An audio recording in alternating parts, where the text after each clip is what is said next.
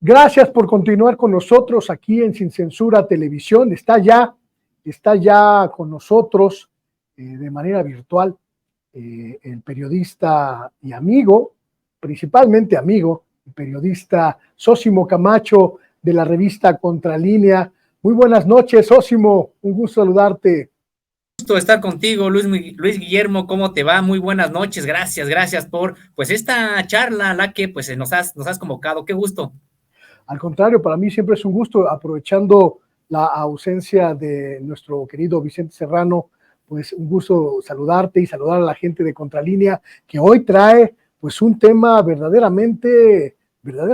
fuerte, el saqueo, mi querido Sósimo, de los archivos de la guerra sucia y del narcotráfico, una cuestión que uno podría incluso encajar, querido Sósimo, en estas novelas de espionaje y de misterio, la idea de sepultar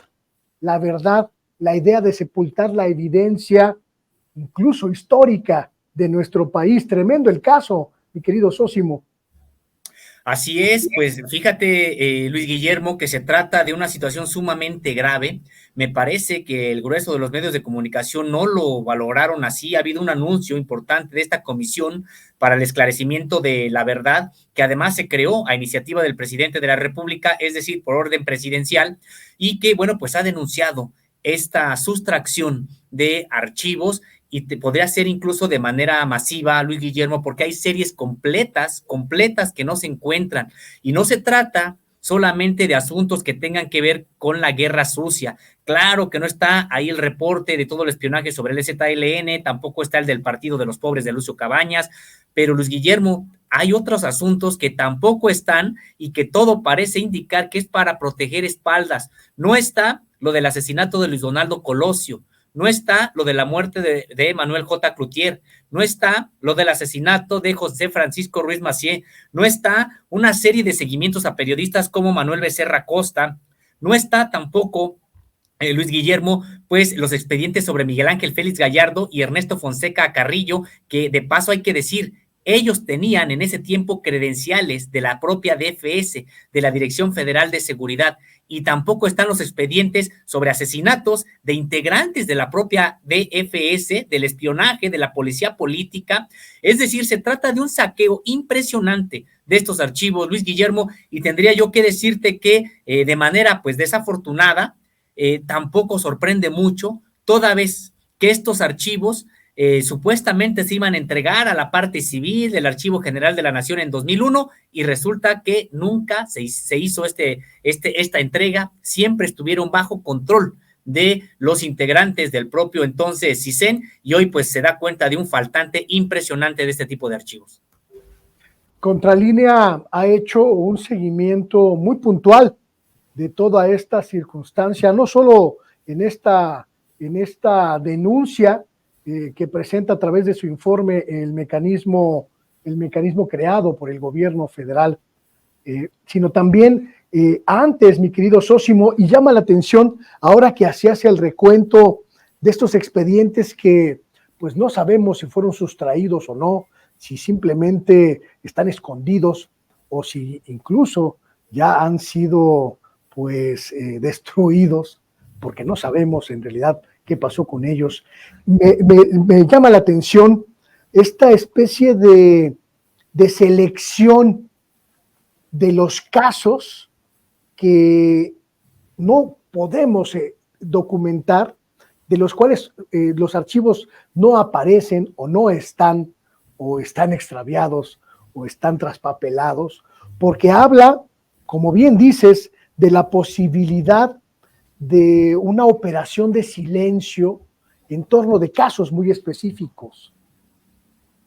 Así es, de casos muy específicos y de personajes también muy específicos, no solamente aquí, Luis Guillermo, en el caso de las personas que eran seguidas, acosadas, incluso desaparecidas, sino también de los perpetradores, porque hay información sobre los propios policías que está ahí, que debería estar ahí y que ya no está. Un ejemplo que nos ha parecido muy importante y que ha revelado ahora el mecanismo con esta denuncia que ha hecho es el caso de Rafael Macedo de la Concha, quien por primera vez sabemos que no solamente Era un militar activo en el ejército y después procurador general de la República durante el sexenio de Vicente Fox, sino que además ahí aparece como uno de los policías clave en la investigación a determinados oponentes políticos, líderes sociales, líderes estudiantiles. Él tuvo ese papel y ahora lo estamos conociendo. Y ojo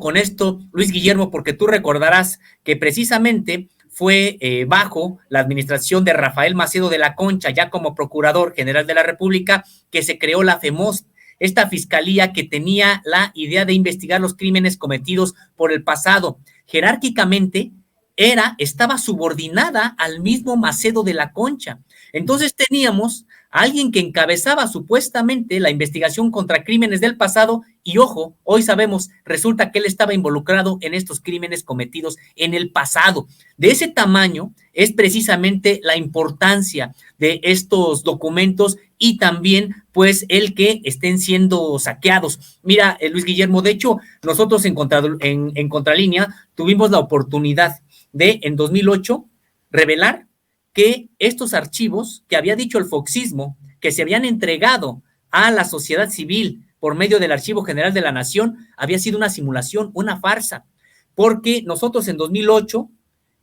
documentamos que quien estaba a cargo de esos archivos que habían sido trasladados al Archivo General de la Nación seguía siendo el CISEN. Documentamos que el jefe del archivo del CISEN, de nombre Vicente Capello, con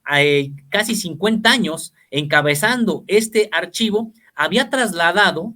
él mismo un equipo que él mismo encabezaba para operar, para limpiar, para organizar los archivos que el CISEN entonces le había entregado al Archivo General de la Nación. Entonces, y sí fue en esta serie de consultas en las que también, bueno, tuvimos la ayuda, el aviso de un investigador que asiduamente acudía a el archivo de nombre Tomó Terada. Él se dio cuenta de una situación anómala y nosotros empezamos a hacer la investigación, incluso logramos entrevistar al propio Vicente Capello, donde él reconocía, bueno, sí, yo estoy aquí, pero donde me pagan y a donde estoy adscrito es al propio CISEN. Y cuando le decíamos, ¿y qué tiene que hacer el CISEN controlando toda la Galería 1, que es donde están los archivos de la Guerra Sucia? Él decía, estamos dando apoyo técnico porque son expedientes muy difíciles de organizar y de entender y necesitan de nosotros, de este equipo, para que pueda, organizarse. Pues fueron más de 16 años los que estuvieron bajo control estos archivos del propio CISEN y siempre, Luis Guillermo, la pregunta era, ¿acaso no estarán ellos mismos censurando, rasurando estos mismos documentos? Porque habrá cambiado quien tiene la titularidad del Poder Ejecutivo Federal hoy, pero pues muchos otros mandos medios e inferiores pues siguen siendo exactamente los mismos o siguen siendo incluso hoy ya por cuestiones de relevo generacional pues alumnos de aquellos que ahora al parecer podrían estar protegiendo. Esto que comentas me parece sumamente importante. Recuerdo muy bien aquellas publicaciones de Contralínea de principios de este siglo, cuando pues el foxismo accedió a desencriptar, se llamó en aquel momento, los archivos de la Dirección Federal de Seguridad. Y recuerdo muy bien este reportaje porque fue uno de los pioneros y además uno de los que dio la pauta para identificar lo que entonces denominábamos la figura siniestra de Capello, esta especie de guardián de los secretos del CISEN, esta especie de custodio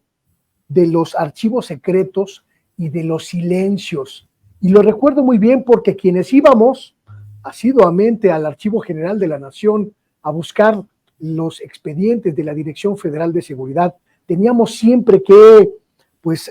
toparnos con este sujeto, con este hombre que era verdaderamente un guardián férreo, mi querido Zósimo, pero como bien dices, tenía una encomienda precisa, seguir los dictados del CISEN, seguir las órdenes del CISEN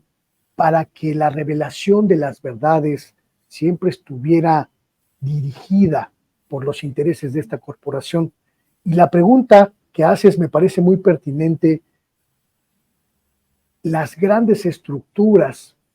de estas corporaciones siguen vigentes. La pregunta que te hago, mi querido Sósimo, ¿tú crees que el gobierno del presidente López Obrador esté al tanto de esta circunstancia? ¿Crees que sea una posición de dejarlos hacer, de dejarlos entorpecer el flujo de la verdad y el flujo de la información del pasado? Pues mira, Luis Guillermo, perdón, sí, yo creo que el presidente pues ha dado una orden y que empezó por el que se abran todo este tipo de archivos.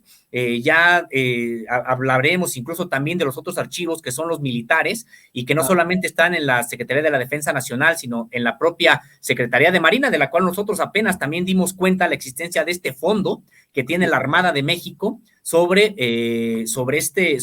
la represión en la década de los 60, 70, 80, y que incluso ya en una pregunta que le hicimos al presidente de la República en la conferencia de prensa matutina, él dijo que se abran, los de la Marina también, si hay en la Marina que también se abran. Sin embargo, pues no sabemos en dónde queda esta falta a acatar esta instrucción presidencial, porque en efecto, la administración pública, pues como tú sabes, Luis Guillermo, es muy grande y puede haber decisiones que se dictan, que se ordenan, pero que al momento de operarlas, pues no están,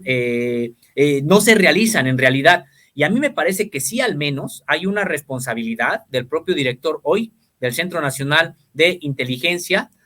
el general Audomaro Martínez Zapata, porque me parece, Luis Guillermo, que por mucho que personal de los eslabones más bajos estuvieran entorpeciendo, me parece que tan solo él debería de permitir, como ha solicitado el propio mecanismo, que ingresen al archivo central que existe todavía allá en el Centro Nacional de Inteligencia, que es heredero del Centro de Investigación y Seguridad Nacional, el CISEN. Es decir, sigue estando un archivo central allá, sigue habiendo una especie de archivo general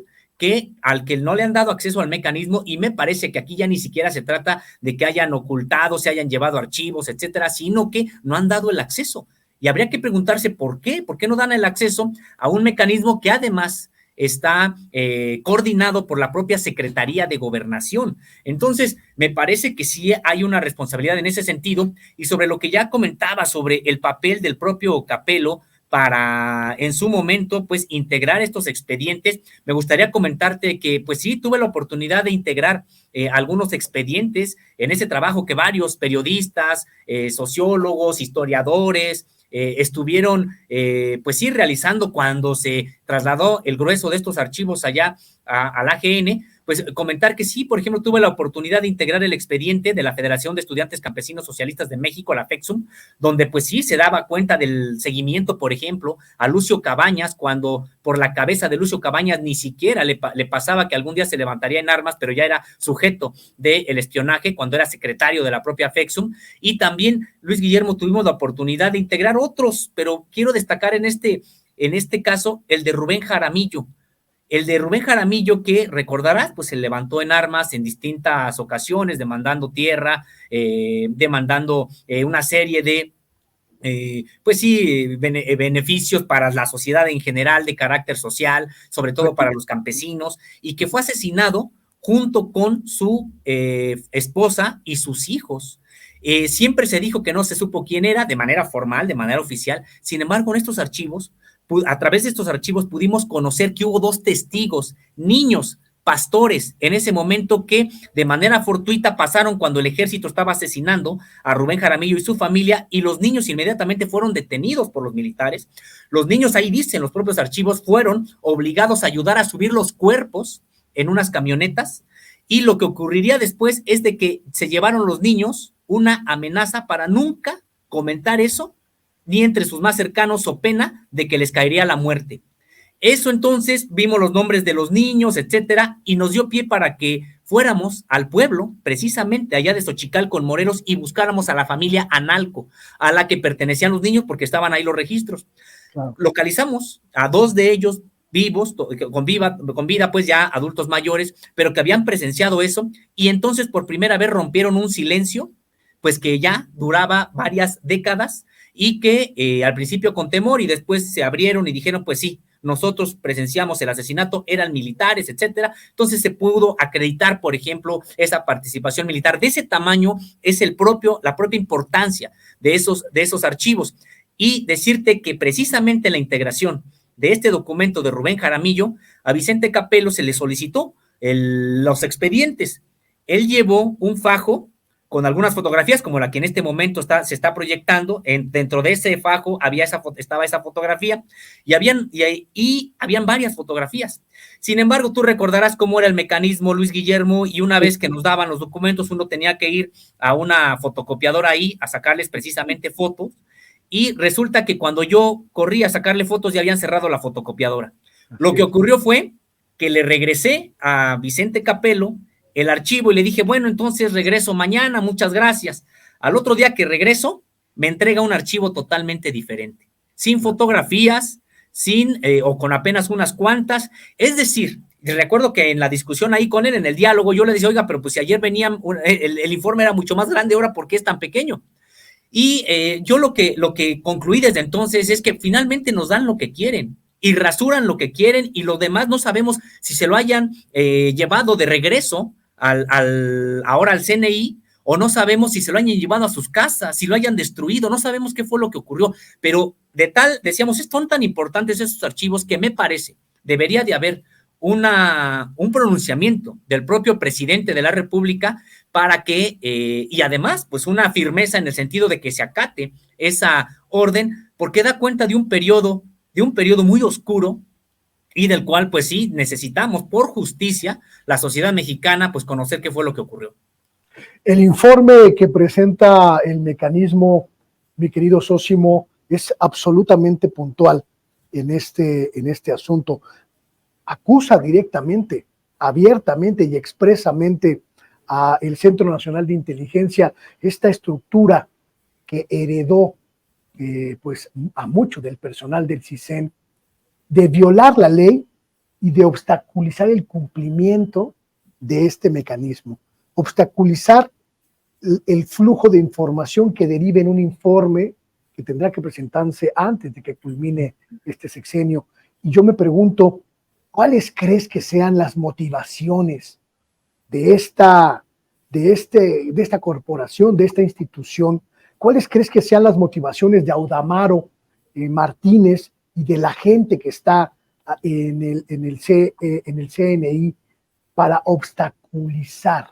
este trabajo? La gran mayoría de los protagonistas de estos sucesos, mi querido Sósimo, ya han muerto. ¿Qué hay detrás de este secuestro de los documentos de la verdad? Pues mira, a mí me parece, Luis Guillermo, que se trata de una especie de omertá, en el sentido de que, como tú sabes, pues quienes se han ligado en diversos crímenes, pues juran protegerse, nunca revelar qué fue lo que realmente ocurrió, y me parece que es algo de lo que estamos viviendo. Esto no es, podríamos decir, que ajeno a la propia realidad mexicana. Hay que recordar que prácticamente en nuestro país ningún crimen de Estado se ha resuelto, ninguno. Tenemos casos, por ejemplo, como el de Buendía, el periodista Manuel Buendía, que fue asesinado y que se encontró que quien había participado en el asesinato, pues era el propio director de la DFS, de la Dirección Federal de Seguridad, José Zorrilla Pérez, quien recordarás, Luis Guillermo, pues estuvo preso durante muchos años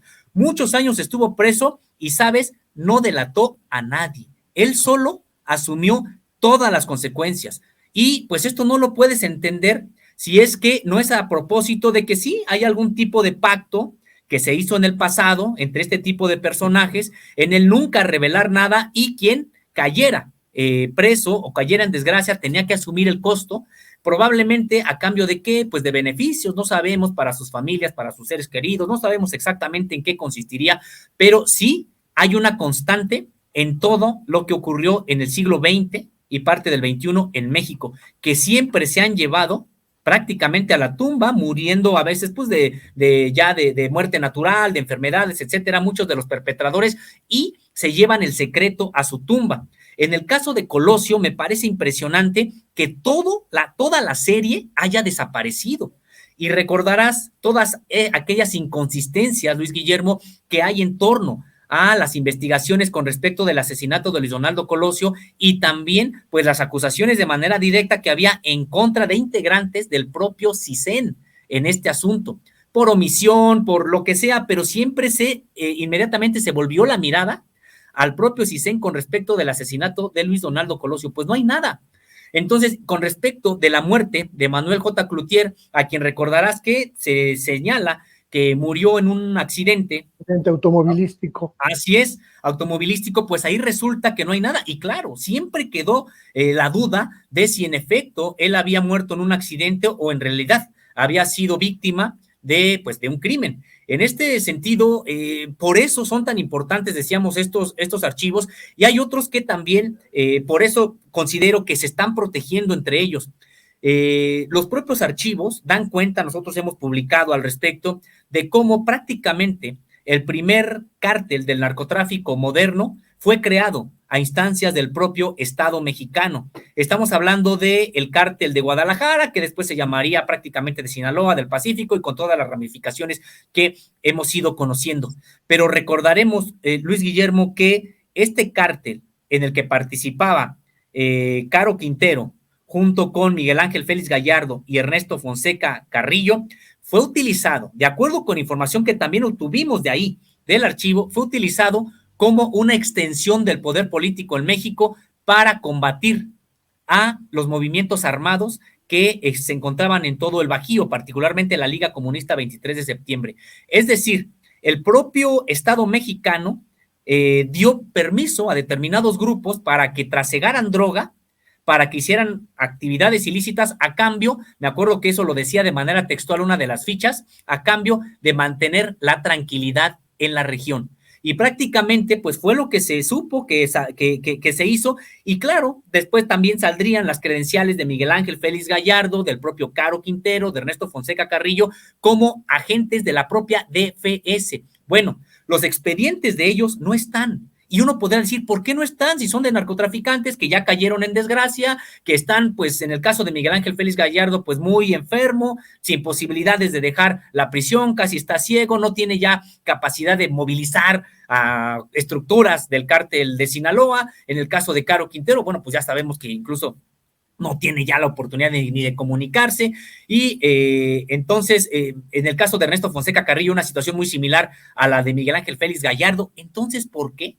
¿Por qué se roban los expedientes que hablan de ellos? Pues porque lo que estamos viendo es que no hablarían solamente de ellos, hablarían de cómo fue el acuerdo entre este grupo de narcotraficantes con integrantes del entonces Estado mexicano, precisamente para que les ayudaran a combatir a los movimientos armados a cambio de que les iban a abrir un corredor de trasiego de drogas. Por eso es por lo que son tan importantes estos archivos, y por eso es por lo que me parece están siendo silenciados, están siendo saqueados, hay algunos que nunca se entregaron. También me parece muy importante, vemos ahorita, por ejemplo, la imagen de EZLN, en el sentido de que también se sustrajo toda la información que hay sobre el propio EZLN y también del Partido de los Pobres, de Lucio Cabañas. Se sustrajeron esos archivos, no obstante que ahí ya había trabajos ya que se habían hecho sobre estos dos movimientos armados, particularmente por el tiempo ya de más décadas que había ocurrido del Partido de los Pobres, de Lucio Cabañas, pues ya había varios archivos que incluso con base en ellos se han hecho reportajes o se han utilizado para trabajos académicos e históricos. Entonces, bueno, pues resulta que han desaparecido los archivos del Partido de los Pobres, y aquí uno podría decir, bueno, pues no quieren que se sepa de qué manera violentaban los derechos humanos de este tipo de grupos de carácter social armado. Pero también, por ejemplo, no está el archivo de la Brigada Blanca. Hay que recordar, Luis Guillermo, que se trató pues de esta Brigada Blanca con cuerpos de élite militares, pero que se adscribieron a la Dirección Federal de Seguridad para combatir a la Brigada Roja, es decir, a la élite de la Liga Comunista 23 de septiembre, y que utilizaron mecanismos de violación de derechos humanos, son los que coordinaron, por ejemplo, pues que tiraban a campesinos al mar junto con integrantes de las Fuerzas Armadas, en aviones de la Fuerza Aérea, o incluso en aviones contratados, privados, porque eso también ocurrió, pero era esta temible Brigada Blanca, pues resulta que no está en los expedientes de cómo se creó, a instancias de quiénes la integraban, por qué. Vaya sorpresas que nos llevaríamos probablemente, Luis Guillermo, si supiéramos quiénes integraron la Brigada Blanca en sus jefaturas, por ejemplo, y que tal vez hoy son retirados, pero son parte del pasado muy reciente de la clase política mexicana. Me parece que por eso, precisamente, es porque están siendo saqueados estos archivos, ya no tanto porque no se revele cómo se golpeaba, cómo se violaban los derechos humanos de estudiantes, campesinos, movimientos sociales y armados, sino más bien me parece, pues para que no se sepa cómo estaba organizado el Estado mexicano y quiénes eran los actores que operaban este tipo de violaciones masivas a los derechos humanos. ¿Tú crees, mi querido Sósimo, crees que haya algún riesgo real, algún riesgo inminente de que estos archivos sean destruidos ahora que pues no sabemos dónde están, que no sabemos la situación, la condición en la que están muchos de estos documentos? Hay que decirle también a la gente que nos ve, que nos escucha, muchos de estos documentos ya acusaban un daño natural de desgaste, en algunos casos derivado de las condiciones en las que estuvieron resguardados, condiciones de humedad, condiciones de deterioro propio de la naturaleza del papel en el que fueron escritos, pero también muchos fueron deliberadamente mutilados, deliberadamente pues dejados a la deriva para que se pudrieran o para que se echaran a perder. ¿Crees que estamos ante un riesgo inminente de destrucción masiva de documentos históricos de esta época, de la época de la Guerra Sucia, la época del Estado mexicano pues homicida y sistemáticamente responsable de la desaparición de cientos, quizá miles de personas? Pues mira, Luis Guillermo, creo que la denuncia del mecanismo podría frenar un proceso precisamente de destrucción de este tipo de archivos. Necesitamos ahora, esperemos que haya sido ya así, aunque no se haya dado a conocer a los medios de comunicación, que el presidente de la República pues haya tomado cartas en el asunto y que haya pues sí ordenado a el general Audomaro que ponga atención sobre esto que está denunciando el mecanismo. Me parece que en este momento, con esta denuncia, podría haber un freno a un proceso que, sin embargo, Luis Guillermo, me parece ya inició. Y inició no en este sexenio, hay que recordar, y eso también fue producto de investigaciones que realizamos aquí en Contralínea, que con la llegada de Vicente Fox a la presidencia de la República también llegó el Yunque. Hay que recordar que el Yunque precisamente fue, Luis Guillermo, uno de los objetivos de investigación, de seguimiento de la propia DFS, porque en su momento la DFS, tanto y como la DIPS también, la Dirección de Investigaciones Políticas y Sociales, el propio Servicio Secreto y las otras organizaciones, agencias de investigación de espionaje que hubo en las décadas anteriores, pues no solamente espiaron a los movimientos subversivos o sociales de la izquierda, también lo hicieron con los de la derecha. Entonces, por eso en ese momento decían, bueno, con esta frase popular, la iglesia en manos de Lutero, porque hay que recordar que a la Secretaría de Gobernación llegó Santiago Abascal Carranza, alguien que fue integrante del propio Yunque. En ese sentido, pues prácticamente tuvo a su disposición todos los archivos que había generado el propio CISEN y la DFS sobre esta organización a la que él pertenecía, y no solo la de él, los tecos, que eran antagónicos al Yunque, pero que también eran de esa misma vertiente de ultraderecha en México, y tantas otras, el Muro, por ejemplo, todas estas organizaciones de derecha. Si ahora nos fijamos, Luis Guillermo, vamos a encontrar que hay poca información en la DFS de estos grupos, con respecto, si uno la compara con la que hay de los de izquierda, como la Liga Comunista 23 de Septiembre, el Partido de los Pobres, la Asociación Cívica Nacional Revolucionaria, Es decir, todos los movimientos de izquierda sí hay más información. ¿Y qué pasó con toda la información que tenía la DFS de los movimientos de derecha? Hay muy poca al respecto y se le ha achacado a que con la llegada de Santiago Abascal a la Secretaría de Gobernación, hay que recordar que también puso como director del CISEN nada más y nada menos que a uno de los suyos, también ex Yunque, como Juan Domingo López Buitrón, y que pues él precisamente pues tuvieron a su disposición esos archivos. Desde entonces se habla de un saqueo de estos archivos de la DFS, y me parece que ya probablemente alguna parte de todos estos faltantes que ahora nos están diciendo de manera muy desafortunada pues han sido ya sustraídos, destruidos, pero tengo la esperanza, Luis Guillermo, que no hayan sido todos y que, o la gran mayoría, y que precisamente con esta denuncia se pueda frenar este saqueo de los archivos, que le den entrada al mecanismo allá, a las bóvedas del CNI, del Centro Nacional de Inteligencia, donde está el archivo central, para ver si es que estos archivos que se sustrajeron del AGN, cuando por instrucción presidencial se expulsó a los integrantes del CISEN del AGN, pues tal vez ellos se llevaron los archivos y ahora estén allá. Esa sería pues la idea, y por eso es tan importante que se permita el ingreso de este mecanismo a las bóvedas, que hay que recordar, pues este mecanismo es totalmente académico, me parece que de expertos que tienen un compromiso de hace mucho tiempo con la verdad, tienen un compromiso que va más allá, que no tiene que ver con las politiquerías coyunturales de los partidos políticos. Ellos han hecho un trabajo desde hace mucho tiempo y además que se integraron por instrucción presidencial y que están bajo la coordinación de la Secretaría de Gobernación. Es decir, no tendría que haber ningún problema para que el propio CNI desde ya les abra las puertas de esta bóveda y ellos puedan ingresar a ver el archivo central. ¿Tú crees que haría falta una intervención específica, directa de la secretaria de Gobernación para custodiar estos archivos? Recuerdo muy bien, por ejemplo, un reportaje que sacaron ustedes también sobre otra unidad de inteligencia, la unidad de la Armada del sector naval, que también hacía investigación histórica sobre los movimientos sociales. No sé si me equivoque, pero recuerdo que ustedes hacían una revelación de que en estos archivos también se podían encontrar respuestas a esta circunstancia histórico-social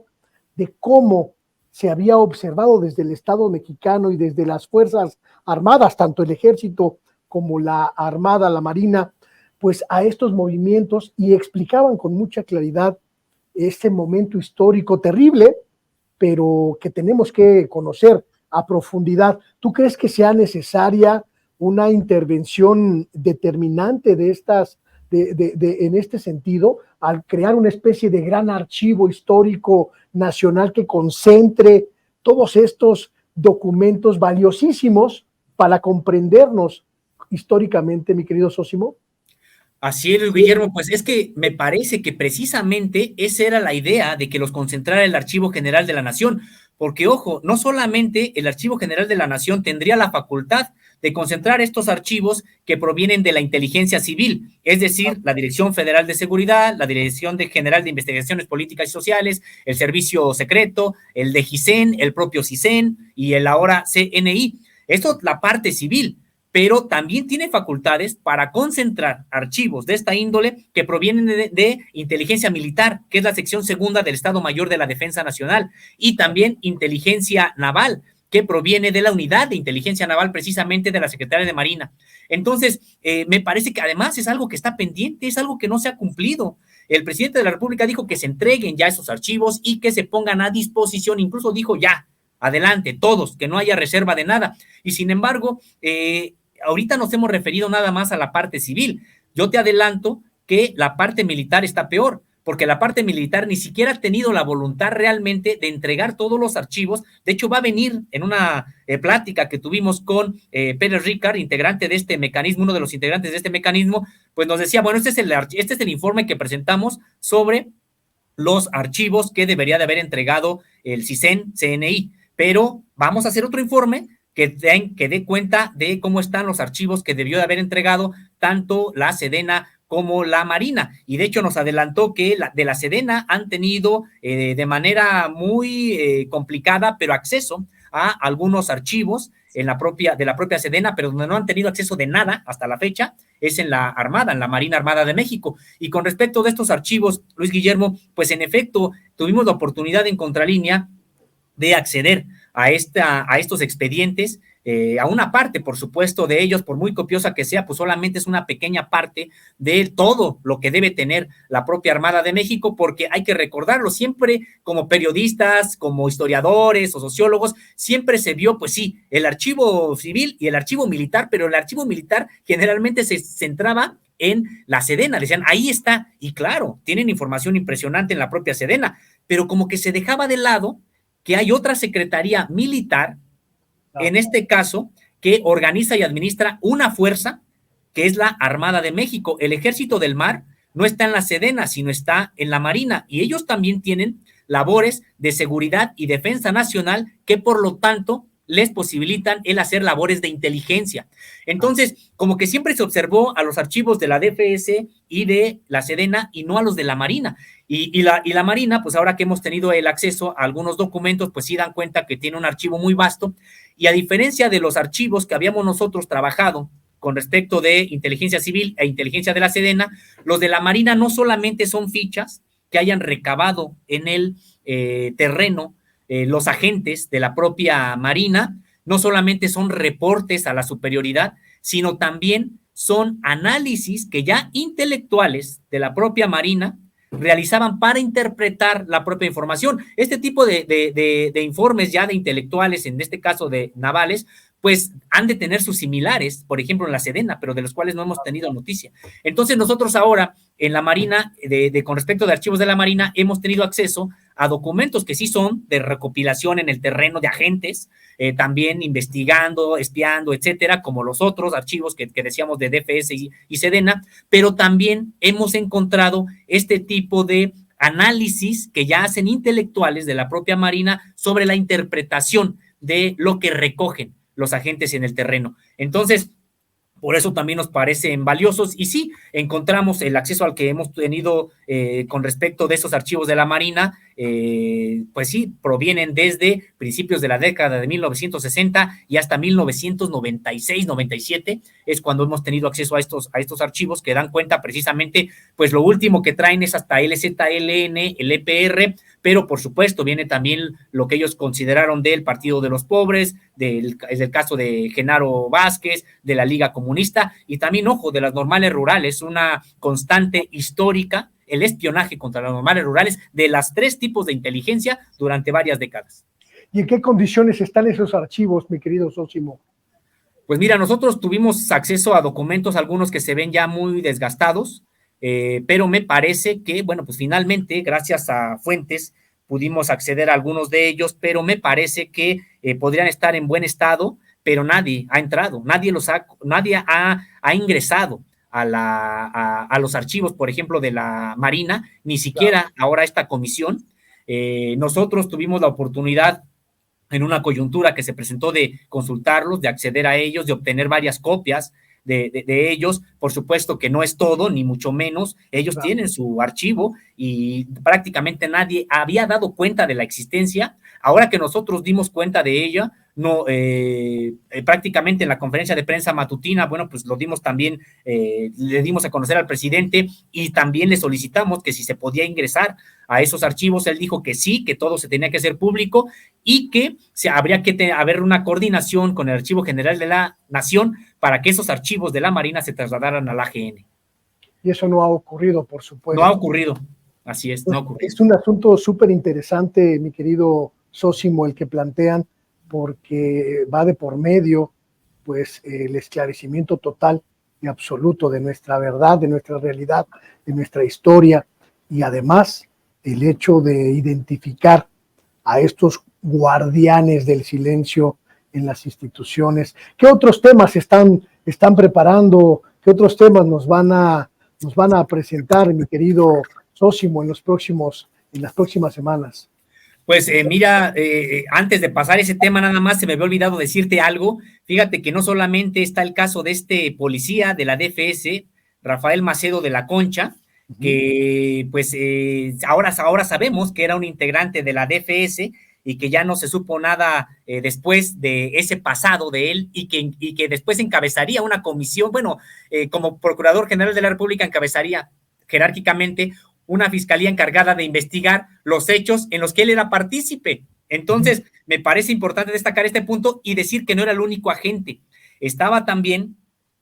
otro agente que podría generarnos pues sorpresa, uno de los hijos del presidente Luis Echeverría. Se trata de Pablo Echeverría Zuno, hijo del propio Luis Echeverría y de María Esther Zuno Arce, su esposa. Y también habría otros sobrinos del propio Luis Echeverría, como Andrés y José Guadalupe Zuno Arce, ellos familiares directos de su esposa.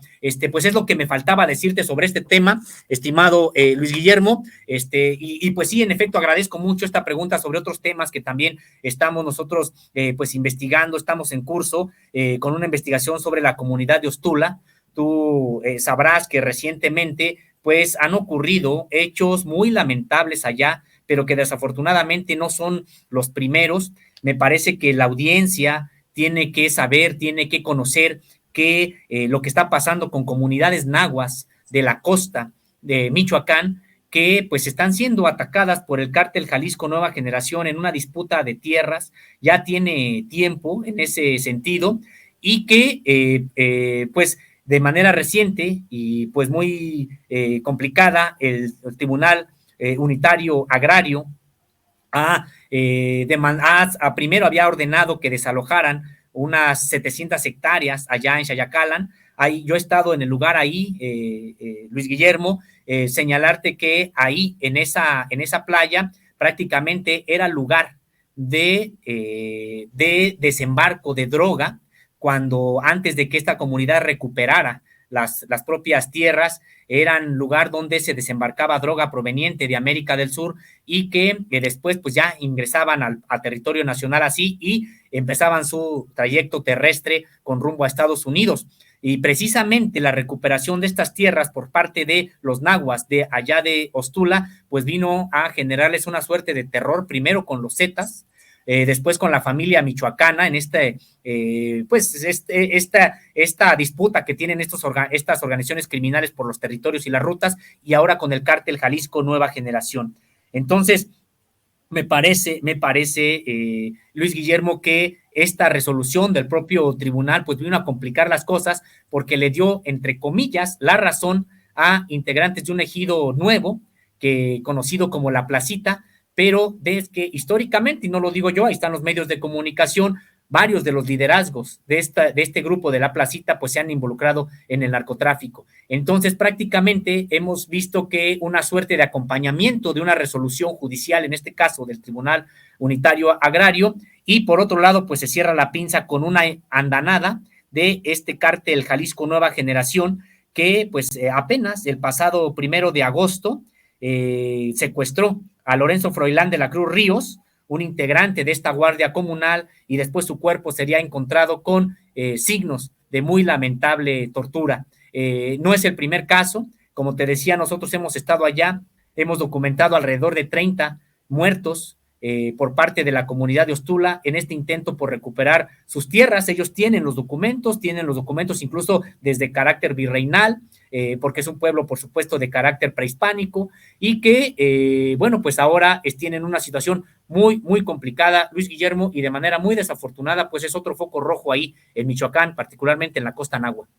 ¿Tú crees que esta intervención del Tribunal Agrario, mi querido Sósimo, esté motivada por alguna especie de compromiso con los poderes fácticos de esa región? ¿O crees que se trate de una intervención derivada de la corrupción dentro del Tribunal Agrario que está poniendo en riesgo la paz, la estabilidad de esta zona?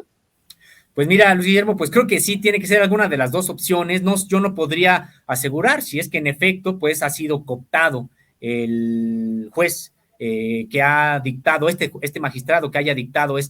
esta resolución que hay que recordar precisamente por la movilización social allá de Ostula y también por la indignación entre todas las organizaciones sociales del país. Pues ayer también se fue cancelada esta orden del propio tribunal, donde ya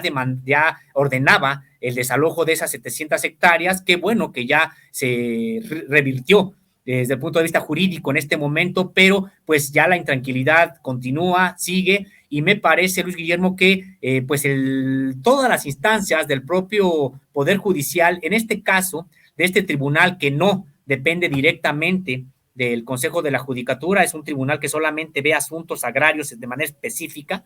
y que, pero de todas maneras, pues sabemos que siempre ha estado pues susceptible de ser, pues a veces cooptados, convencidos por integrantes de grupos empresariales muy fuertes, pues sean legales o ilegales, como en este caso los del crimen organizado. Entonces, me parece que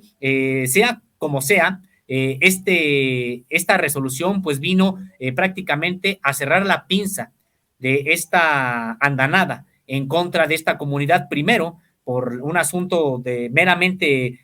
represivo mediante el cártel, que sabemos tiene mucho dinero, tiene una suerte de armas de última generación frente a una guardia comunal que pues no las tiene así, y la fortaleza de la propia guardia comunal pues es la legitimidad que le da la comunidad. Yo he tenido la oportunidad de estar ahí en algunas ocasiones en situaciones muy, muy complicadas, por ejemplo, cuando se estaba repeliendo la propia Guardia Comunal un ataque en ese entonces de los Zetas, y que pues vemos que son tierras muy codiciadas. Me parece que en un principio se había señalado que es que las codiciaba el gran turismo porque es una costa muy bella que no tiene grandes hoteles. Hay que recordar que de ahí cerca, relativamente cerca, están, por ejemplo, playas como la de Maruata, que tienen podemos decir que una vocación más de turismo, hacia de casas de campaña, etcétera, Claro. pero que ahora decían, lo que está detrás es el gran turismo. Después lo que se empezó a ver es de que no, lo que estaba detrás eran los corredores del propio narcotráfico de droga que proviene del cono sur y que desembarca en esa parte, en esa costa, y que por eso es sujeta de mucha, mucha disputa por los integrantes del crimen organizado, y en medio pues están estas comunidades nahuas que están reclamando que no se les cercene su propio territorio. Aquí llama la atención, como bien nos comentas, pues digamos, esta cadena de acontecimientos muy cercanos entre sí, el asesinato de este líder de la comunidad, Froilán de la Cruz, Lorenzo Froilán de la Cruz, y prácticamente unas horas después esta resolución del Tribunal Agrario. Por eso te preguntaba de esta posible conexión, si hay alguna, si se presume de esta conexión, porque no sería raro identificarlo pues como una embestida en contra de esta comunidad, sobre todo tomando en cuenta pues que ha sido una práctica común en muchas de estas comunidades, mi querido Sósimo, el contubernio entre autoridades y el crimen organizado, el contubernio entre autoridades y los poderes fácticos regionales para desplazar, para apoderarse de las comunidades, de los sitios, principalmente como estos, que tienen un potencial no solo turístico, sino también estratégico en términos de trasiego de los enervantes en esa región. Y me pregunto si la autoridad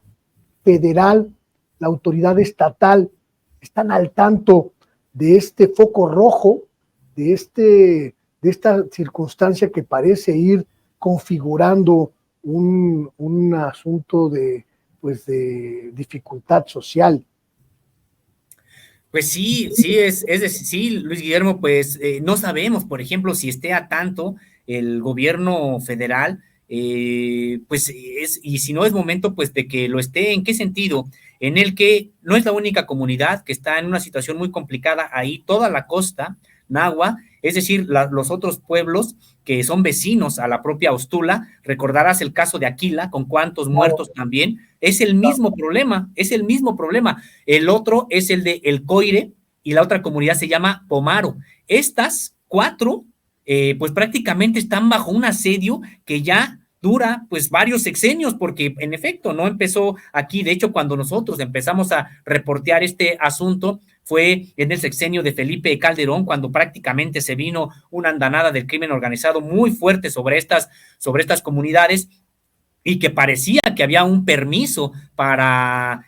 pues quitarles a las comunidades sus territorios, y una andanada también de procesos judiciales para quitárselos ahí en los tribunales agrarios, y pues parece un cuento de nunca acabar, en el sentido de que estas comunidades han ganado los juicios, ganan los juicios, y siempre queda algún resquicio por el que meses o años después vienen a volver a reclamar algo que parecía que ya era una cosa juzgada. Entonces, es algo que vienen ya trayendo desde hace tiempo, y señalarte, Luis Guillermo, que ha habido asesinatos muy crueles que han lamentado mucho la propia comunidad allá en Ostula, y no solo la propia comunidad de Ostula, sino integrantes de otros pueblos también en resistencia, sobre todo aquellos que están alrededor de el Congreso Nacional Indígena. Recuerdo, por ejemplo, el asesinato de J. Trinidad de la Cruz, un hombre mayor, uno de los abuelos de esta comunidad, una persona sabia, que tuvimos la oportunidad de platicar con él y de que nos guiara en alguna de las veredas precisamente de esta comunidad, en las tierras de esta comunidad, porque no solamente es la mera playa de Xayacalan, sino que pues son varias, son 700 hectáreas las que están ahí en disputa, y tuvimos la oportunidad de recorrer varios lugares, varias encargaturas, como le llaman ellos, a estas pequeñas poblaciones que dependen de un centro, en este caso Ostula, es el centro, la cabecera, y tiene otras pequeñas comunidades alrededor. Tuvimos la oportunidad de acompañarnos, y de manera pues muy desafortunada, pues fue asesinado después por integrantes del crimen organizado, ahí otra vez del narcotráfico, y me parece que lo que está ocurriendo en Ostula, Luis Guillermo, es muy importante. ¿Por qué? Porque vemos prácticamente al crimen organizado, a un cártel del narcotráfico, haciendo labores prácticamente de contrainsurgencia, otra vez, como la época de la Guerra Sucia, esto por razones distintas a las de entonces, porque le están disputando el territorio a estos campesinos, a estos comuneros nahuas, por un lado, y por otro, porque ellos están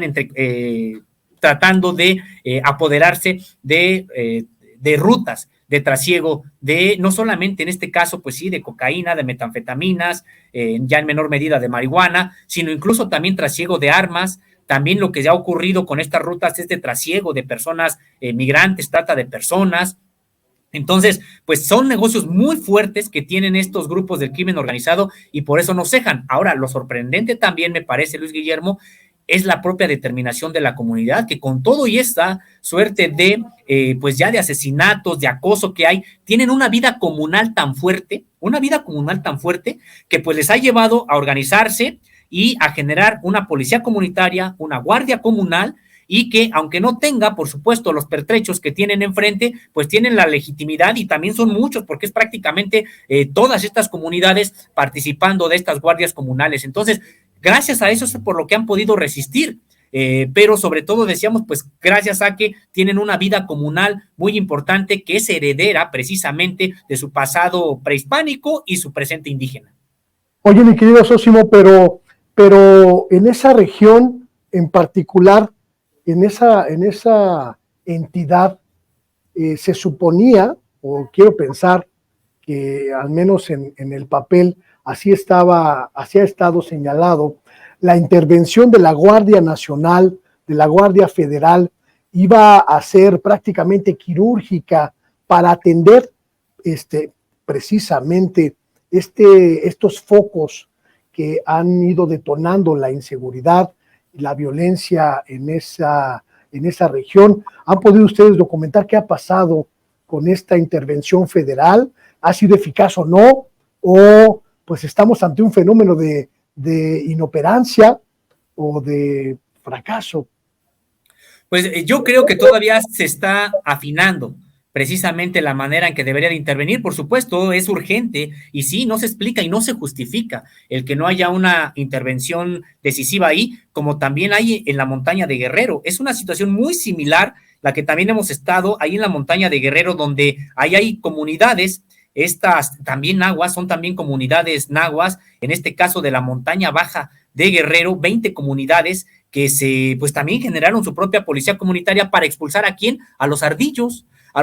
que después vimos con esta capacidad de cerrar calles, asfixiar a la ciudad capital de la propia entidad que es Chilpancingo, y que en ese sentido, pues también es la misma situación en la que dices, bueno, ¿de qué manera tiene que actuar la propia Guardia Nacional en estas comunidades? Me parece que pues esto de una explicación que en efecto, pues se les debe también a las propias comunidades nahuas allá de la costa michoacana. Y lo que podríamos también señalar es que las propias coordinaciones pues no han sido terminadas de instalarse en todo el territorio nacional, y me parece que el desastre dejado por el gobierno, sobre todo de Felipe Calderón, porque pues fue el que detonó este asunto, y luego la inercia que siguió el gobierno de Enrique Peña Nieto, pues se heredó entonces una situación muy complicada, porque pues no solamente de manera desafortunada dejaron así Ostula, la costa nahua, la montaña de Guerrero, sino también imaginemos cómo dejaron el triángulo de Sinaloa, Chihuahua y Durango, el Triángulo Dorado, pues, cómo dejaron la Sierra de Songolica, la Sierra de Oaxaca, las comunidades serranas de Guanajuato. O sea, realmente me parece que son muchos fuegos que apagar, y me parece que pues ojalá que se integre esta Guardia Nacional a las propias labores, y aquí me parece algo importante, Luis Guillermo, pues también con el propio diálogo de estas comunidades, porque en estas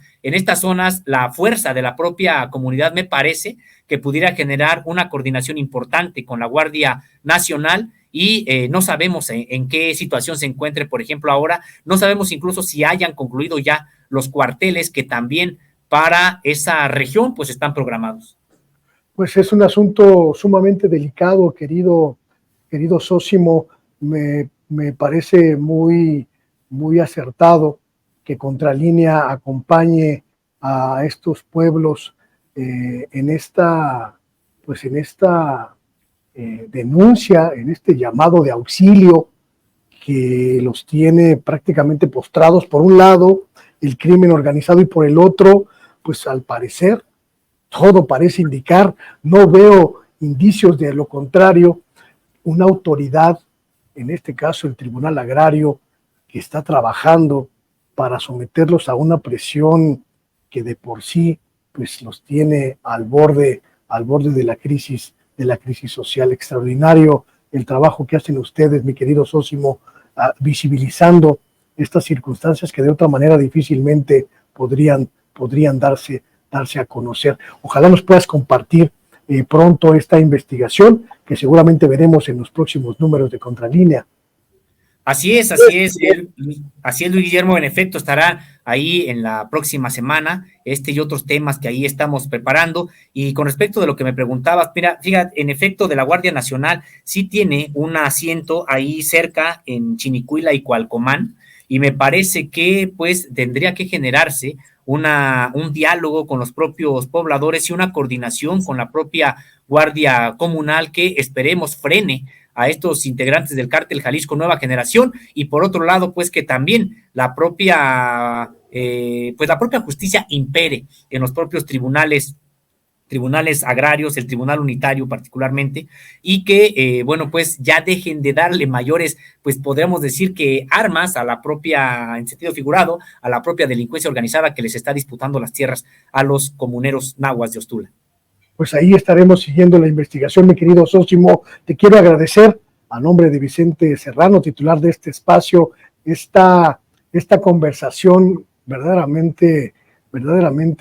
para mí muy grata, no por los temas, sino por la profundidad con la que ustedes los trabajan, con la que ustedes los investigan y los dan a conocer. Para mí es un verdadero privilegio pues esta charla, mi querido Sósimo, donde encontramos el trabajo de Contralínea y de todos ustedes. Pues te agradezco mucho a ti, Luis Guillermo, a Vicente Serrano, por supuesto, y a todo el equipo de Sin Censura. Muchas gracias también para mí. Ha sido muy grato platicar contigo sobre estos temas. Y sí, en efecto, pues nos encuentran en www.contralinea.com.mx. Además, estamos en redes sociales como Contralínea, en YouTube, Facebook, Twitter, Instagram y TikTok. Y también como Contralínea Audio en Apple Podcast, Spotify y en iVoox. Y a mí me encuentran en Twitter como @Sosimo_contra y en Facebook como Sosimo Camacho. Y pues sí, estamos también en nuestros noticieros de lunes a viernes en punto de las 10 y hasta el mediodía en las redes sociales de Contralínea y también en la mesa de análisis Contradebate, lunes, miércoles y viernes por las redes sociales de Contralínea. Y claro, que aquí en esta alianza con ustedes, con nuestros compañeros de Sin Censura, de lunes a viernes en punto de las 8 de la noche. Pues muchísimas gracias, querido Sosimo. Te voy a encargar, ahí nada más como cosa tuya, que le des un abrazo al querido Pepe Reyes, a Vadillo, también a Nancy y a todo el equipo de Contralínea, a quienes les mando un abrazo y todo mi respeto. Un gran trabajo el que hace esta publicación, sin duda, llenando un espacio que estaba vacío, mi querido Sosimo, el espacio del periodismo crítico, de investigación independiente. Felicidades. Muchas gracias, man, tus saludos, tus abrazos también para mis compañeros y de ellos estoy seguro también un abrazo para ti. Ha sido un gran gusto, Luis Guillermo, aprecio mucho también pues tu trabajo y esta charla. Hasta pronto, mi querido Sosimo. Ahí tienen ustedes a Sosimo Camacho, uno de los integrantes de este gran equipo de la revista Contralínea, una revista, te lo dije, no es coba, no es cebollazo, es la verdad. Contralínea ha venido a instituirse como la publicación referente del periodismo de investigación independiente, verdaderamente independiente, que tanto nos hacía falta en este momento histórico, en este momento en el país. Vamos a un corte y volvemos.